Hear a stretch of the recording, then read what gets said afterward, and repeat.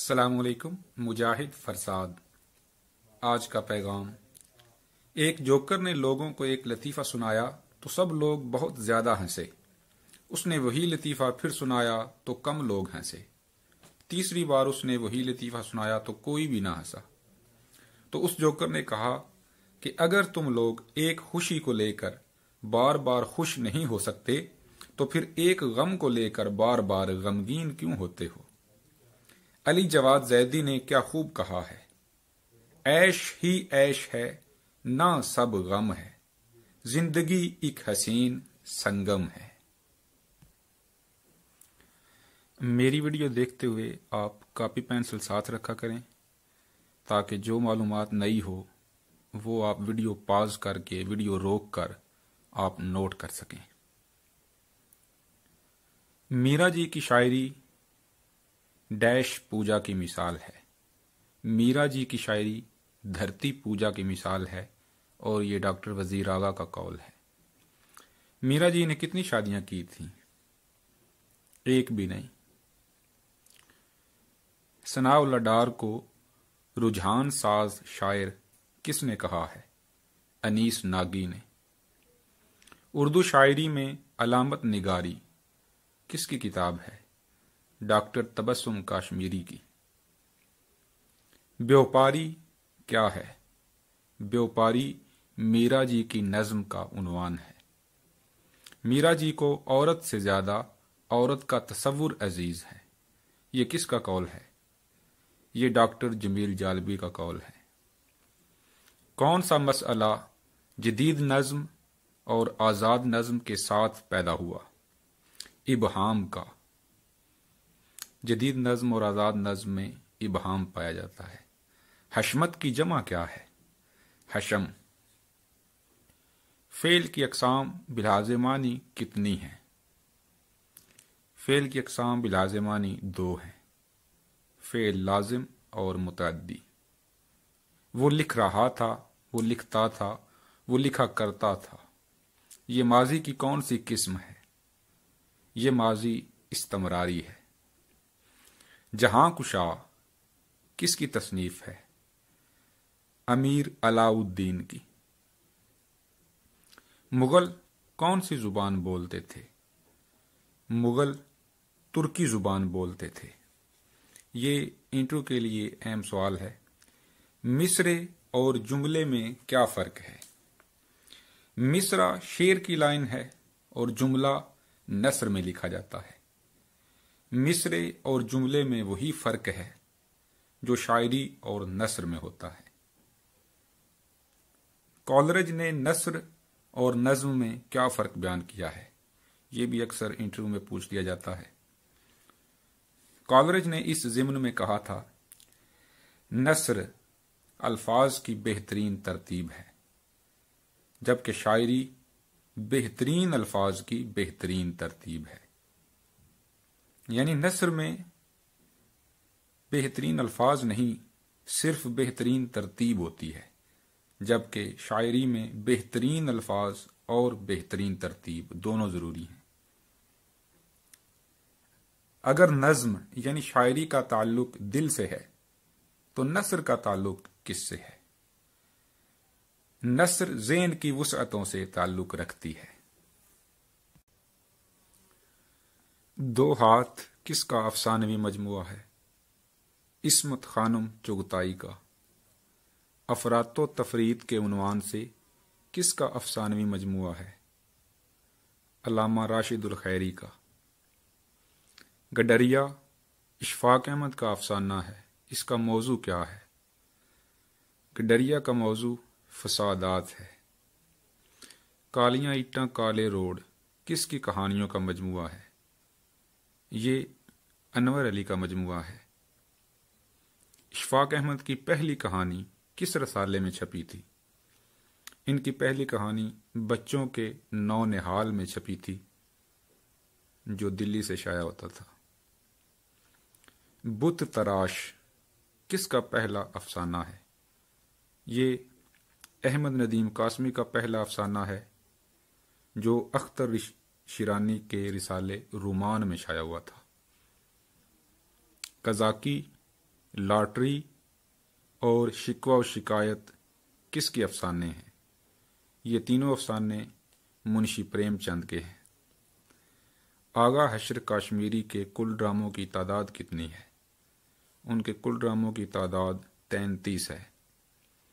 آگ لینے جانا محاورہ ہے۔ اس سے کیا مراد ہے؟ اس سے مراد ہے روشنی حاصل کرنا۔ آگ لگنا بھی محاورہ ہے۔ اس کا مفہوم کیا ہے؟ مہنگا ہونا۔ آنکھیں چھت سے لگنا بھی محاورہ ہے۔ اس کا کیا مطلب ہے؟ قریب الموت ہونا۔ یہ ذہن میں رکھیں کہ قریب المرگ درست ترکیب نہیں ہے۔ قریب الموت درست ہے یا پھر قریب مرگ۔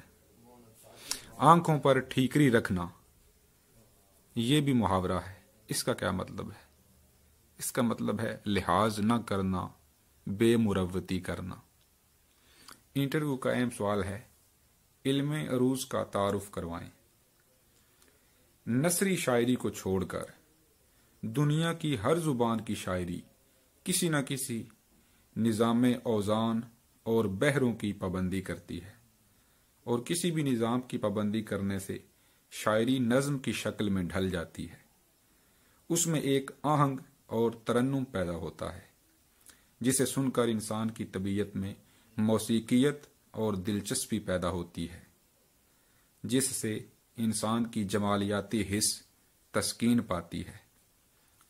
اردو میں اوزان اور بحروں کا وہی نظام قائم ہے جو صدیوں سے عربی اور فارسی شاعری میں چلا آ رہا ہے۔ اس کا نام عروض ہے، جس کے معنی زمین کے ہیں۔ عروض کی دریافت کا سہرا خلیل بن احمد بصری کے سر ہے، جس نے سب سے پہلے عربی شاعری کی جانچ پرکھ کر کے 15 بحروں کا استخراج کیا۔ اس کے بعد مزید 4 بحریں اختراع کی گئیں۔ ان 19 بحروں میں ارکان اور زحاف کی کمی بیشی اور تصرف کے ذریعے اور بھی بہت سی بحریں متعارف کروائی گئیں۔ زحاف کیا ہوتا ہے؟ زحاف سے مراد وہ تصرف ہے جو رکن میں کیا جاتا ہے، جس کے نتیجے میں رکن کم یا زیادہ ہو کر دوسری صورت اختیار کر لیتا ہے۔ جدت پر روشنی ڈالیں۔ یہ بھی انٹرویو کا اہم سوال ہے۔ جدت کا تعلق طریقہ اظہار یا طرز ادا سے ہے۔ جب بھی کوئی شاعر کسی پرانے خیال کو نئے انداز میں بیان کرتا ہے وہ جدید کہلاتا ہے، اور اس طرح اگر کوئی شاعر کسی خیال کو زور، شدت اور زیادہ سے زیادہ با اثر انداز میں بیان کرے تو وہ بھی جدت کا حامل شعر کہلاتا ہے۔ کیا سب رس کے مصنف نے صرف نثر لکھی تھی؟ نہیں، ملا اسد اللہ وجہی نے نظم و نثر دونوں پر لکھا تھا۔ وہی خدا ہے، وہی خدا ہے کس شاعر کا مصرع ہے؟ یہ مظفر وارثی کا مصرع ہے۔ ولے کا مطلب کیا ہے؟ ولے کا مطلب ہے لیکن۔ نام میں کیا رکھا ہے؟ کس کا قول ہے؟ یہ ولیم شیکسپیئر کا قول ہے۔ ابتدا میں ہندوی کس خط میں لکھی جاتی تھی؟ ابتدا میں ہندوی خط نسخ میں لکھی جاتی تھی۔ گیان چند جین کے بقول نو طرز مرصع کب مکمل ہوئی؟ گیان چند جین کے بقول نو طرز مرصع 1775 عیسوی سے 1781 عیسوی کے درمیان مکمل ہوئی۔ رانی کیتکی کی کہانی کو انجمن ترقی اردو ہند نے کب شائع کیا تھا؟ 1933 عیسوی میں۔ سلک گوہر کس نے اور کب حواشی کے ساتھ شائع کی؟ امتیاز علی خان عرشی نے 1948 عیسوی میں۔ مثنوی سحر البیان کو نثر میں کس نے لکھا تھا؟ میر بہادر علی حسینی نے، نثر بے نظیر کے عنوان سے۔ فسانہ عجائب کے 2 سنین ملتے ہیں، کون کون سے ہیں؟ 1824 اور 1845۔ 1824 میں یہ تصنیف ہوئی اور 1845 میں شائع ہوئی۔ رمزیت و امائیت پر روشنی ڈالیں۔ یہ انٹرویو کا اہم سوال ہے۔ رمزیت کا لفظ رمز سے نکلا ہے اور امائیت کا ایما سے۔ دونوں لفظ قریب قریب ہم معنی ہیں۔ دونوں لفظوں کا لغوی معنی اشارہ، کنایا، پیچدار بات، بھید، راز، پہلودار بات ہے۔ یہ تمام معانی اصطلاحی مفہوم کو واضح کرنے کے لیے کافی ہیں۔ ادبی اصطلاح میں رمزیت و امائیت سے مراد یہ ہے کہ کلام میں کسی بات کا واضح اور صریح لفظوں میں براہ راست اظہار کرنے کے بجائے چھپا کر اور غیر واضح انداز میں کیا جائے۔ رمزیت اور امائیت خاص طور پر شاعری میں استعمال کی جاتی ہیں، اور شاعری کا اصل حسن بھی یہ ہے کہ کم سے کم لفظوں میں پوشیدہ طور پر بات کا اظہار کیا جائے۔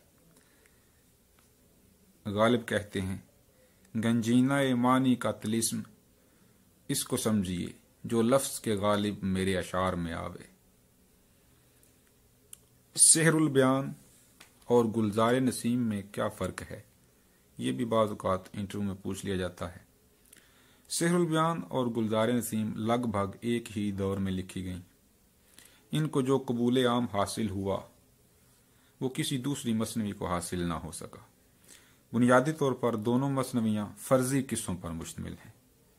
سحر البیان میں شہزادہ بے نظیر اور بدر منیر کا قصہ بیان کیا گیا ہے، جبکہ گلزار نسیم میں تاج الملوک اور گل بقولی کا قصہ رقم کیا گیا ہے۔ میر حسن نے مثنوی سحر البیان میں جا بجا منظر نگاری کے دلکش نمونے دکھائے ہیں، جبکہ دیا شنکر نسیم نے مثنوی گلزار نسیم کو مختصر کرنے کے لیے ہر جگہ اختصار سے کام لیا ہے۔